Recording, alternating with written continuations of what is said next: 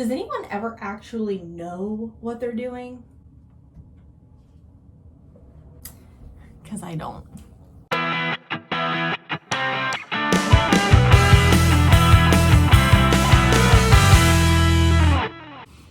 Hey guys, welcome back to my YouTube channel. And by the description on, oh, what is that? Oh, it's a stink bug. Any of you guys get stink bugs? Ugh. Like, I'm at the point, like, they don't, like, if they aren't in my face, I don't care. If they're crawling around and shit, do your thing, homie. I ain't gonna fuck with you unless you fuck with me, okay? As you can tell by the title on this video, today I am going to be showing you how I have prepped my outdoor plants to come inside for the colder months. I live in Ohio, so Ohio is, this is October 2nd, I think. I don't know when this video is going up, but it'll go up at some point. So I know different parts of the country can wait until like November to bring their plants in, if at all. That's not the case with Ohio. So October is like, typically October is when you start prepping your plants to come in, from what I can see, because September you still can have days where it's 80 degrees and then you have days where it's 50 degrees. It's a whole thing. It's a shock to the system for yourself and the plants. But it is the beginning of October and it has been consistently in the 50s for the past week or so. So I'm really bringing in my plants now. I've been treating them with systemic houseplant insect control.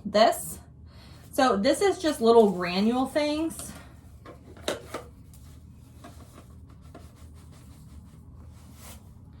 Let's see. So this is a great angle. I'm so smart. So this is what it looks like. It's like these little tiny granules. So no cat.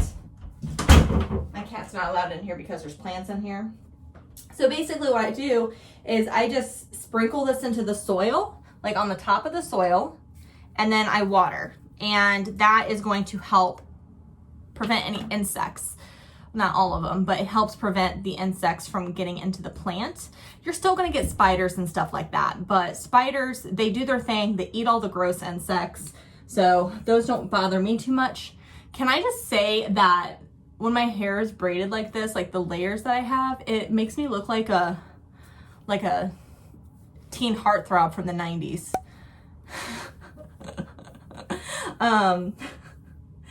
So I'm just gonna show you guys what I've been doing and how I have been prepping for this and what I'm gonna do to help them come inside, okay?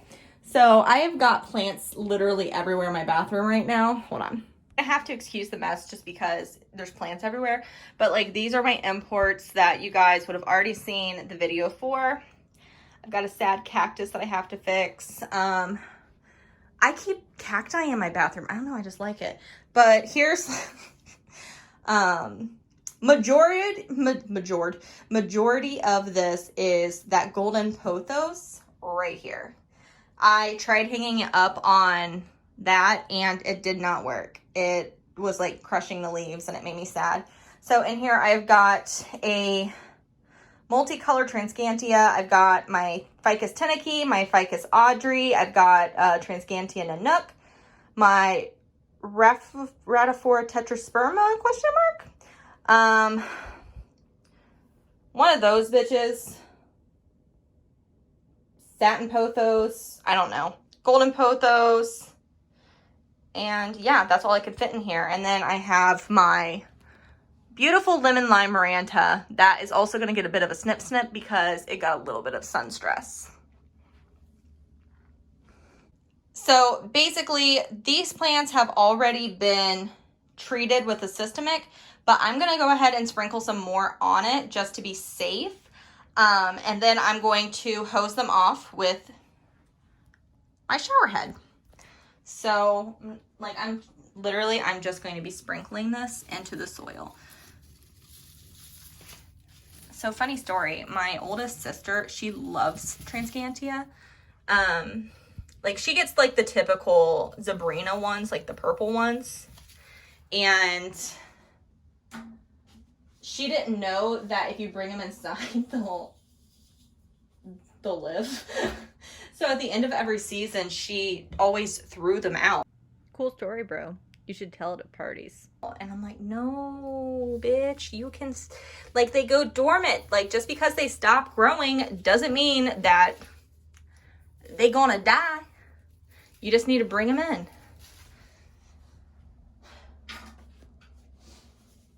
There are instructions on the back of this, but every time I've ever talked to someone about using Systemic, they say to just sprinkle it into the soil. Look at these big boy leaves on her. So the top has less coloration because it wasn't getting enough light where it was for the top. But as you can see, like these guys are beautiful, but they're a little bit smaller. So this is going to be difficult. And there, that's fine. Okay, cool. And then what I'm going to do is I'm going to turn this guy on. So now it's raining. And I'm literally, so what I'm hoping I can accomplish from this is not only are they getting like a little bit more water, like I'm not going to soak them like I normally would for a watering. I'm literally just spraying off the foliage. Ooh, that is coming out hot. Sorry, guys. Ooh, why is that hot? I had it on cold. Now it's even hotter. Mayday, mayday, mayday. Okay, there we go. Woo, sorry, guys. But I just want to, if there's any straggler pests on these, I just want to get them out. And plus, if there's like spiders in here, it will, this guy actually needed watered. If there's any spiders on them, it will cause them to come out and go into the drain. So,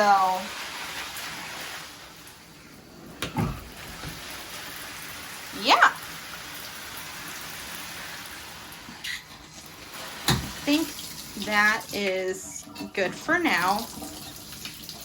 I hate my bathtub. You done?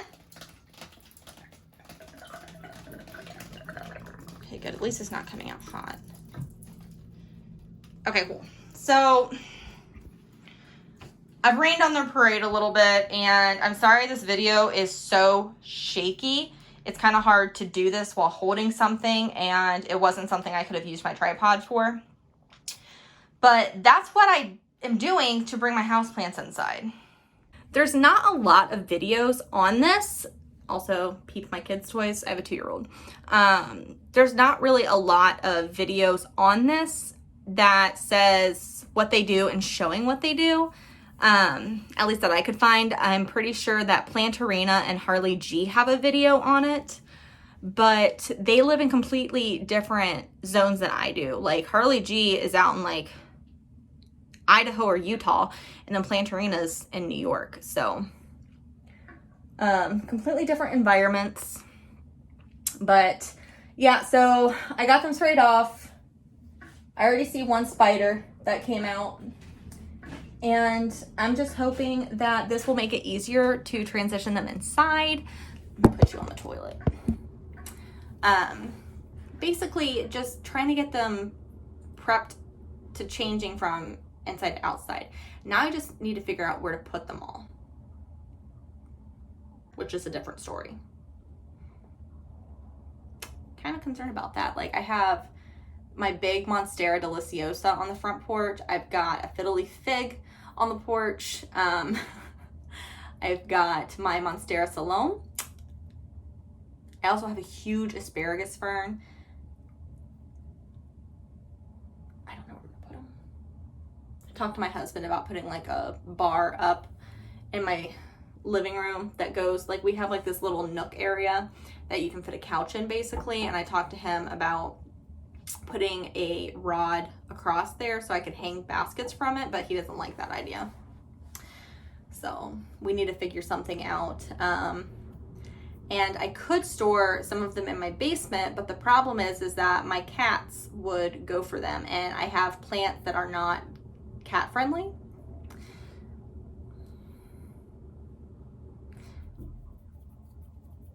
So if you guys have any tips or advice on what to do, I'm considering possibly selling a couple of my bigger plants, like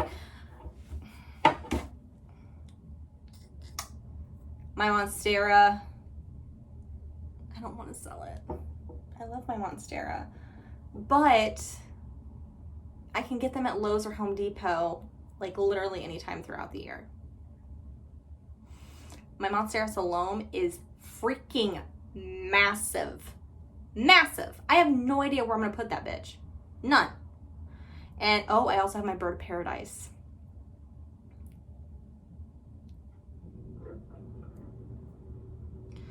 So keep watching to find out what I do with all that shit.